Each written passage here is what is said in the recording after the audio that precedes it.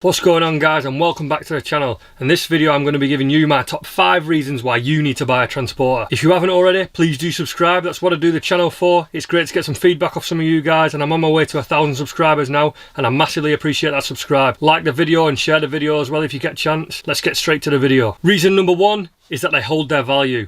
If you're shopping for a transporter, you probably realise that the used ones are still very, very expensive. Even vans with a few 100,000 miles on them still going to fetch about 10 grand. It's crazy the prices, but that's good. If you've invested in one, you're going to get less depreciation over time, and it's going to make you feel a little bit better about investing more money into mods because you might be able to recoup some of that money again in the future. The second reason is they're so easily modifiable. Because it's part of the VAG platform, you've got loads of stuff that can easily be retrofitted. Just a quick example for me is that I've managed to fit a flappy paddle steering wheel onto mine. Because it's got the DSG gearbox, it's already there to take the plug. I can just put a flappy paddle gearbox in there, and it is a bit of a gimmick thing, but it's just nice to have. All these parts from Golfs, Audis, all that sort of stuff, quite easily to fit in. They use the same tools, the same mounting mechanisms, so it's quite nice to be able to retrofit other stuff. Also, you can retrofit them aftermarket parts because the community is that big. There's already someone that's probably done what you want to do. You've got the wiring diagrams. It's quite a good thing to be able to modify your van and do it the correct way, because documents get leaked all the time because there's that many people doing it to these vans. Reason number 3 is that there's just such an abundance of parts.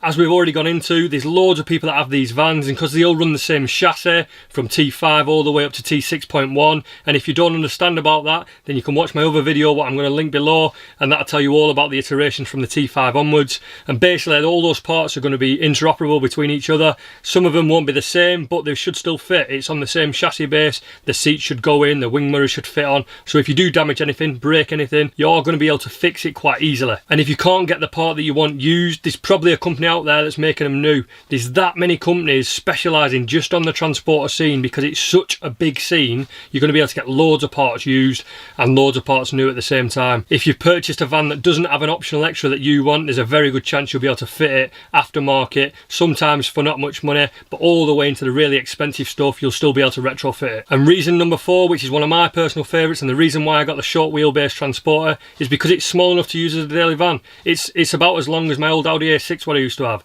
I can park it in normal spaces, still low enough to get into normal multi-storey car parks. The height of the van is roughly about 2 metres, and usually the restrictions on these car parks is about 2.2 metres. Of course, if you've got a pop top, you might be affected by that, but that's why I went for the low profile pop top, and I've lowered it a little bit. I'm sitting underneath the 2 metre mark, which means I can get into pretty much all multi-storey car parks, and at the same time I can put it into normal spaces without overhanging too much at the back. It's not overly wide, so when I do get into a normal space, it's not a stupid squeeze to get out of, and you can just stick it at the side of the road without anyone thinking, what is that doing there? You know, if you were stealth camping or you were camping in a place where you weren't meant to be, it's less of an eyesore than some of these big old long wheelbase sprinters that are obviously going to attract attention when you're stealth camping. And finally, one of the big things for me is the community behind it. Now, of course, with every community, you are going to get the bad side and the good side, but I'm pleased to say that the majority of the VW scene is the good side. There's some really good Facebook groups out there, there's some really good forums. Some of my favourites is a dubbed out community,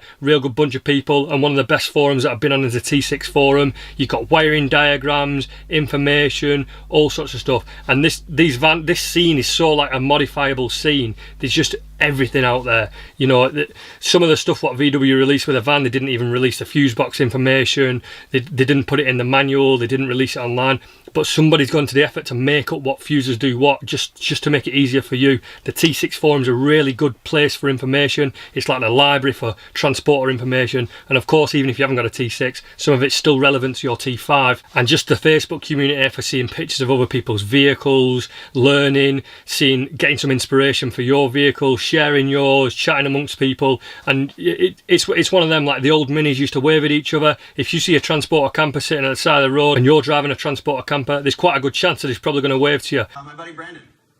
Hi bud. How are you? There he is. Whether you're about that or not, it's just nice to have people that you can have something in common with. You can go up, a lot of people have built them themselves, so you can chat about their experiences while building them, extract information. That's me quick firing my top 5 reasons to buy a transporter. What I am going to do, in an attempt to be as unbiased as possible on the channel, I'm going to do the top 5 reasons not to buy a transporter. This list has probably taken me longer to think of than the current list I've read to you, which is a good thing, but all 5 of these reasons not to buy a transporter are still relevant, and some of them still really annoy me to this day. So definitely, if you haven't already, watch that video. It should be coming out next week, so subscribe to the channel, turn that bell notification on and you should get the notification when I drop that video. And if your top reason hasn't been in this list, please do comment below. It's nice to know what the community thinks, it's nice to know what people subscribe to my channel think, and I can always incorporate that into future videos, and that's going to help me out massively. So let me know what you think your top reason for owning a transporter is.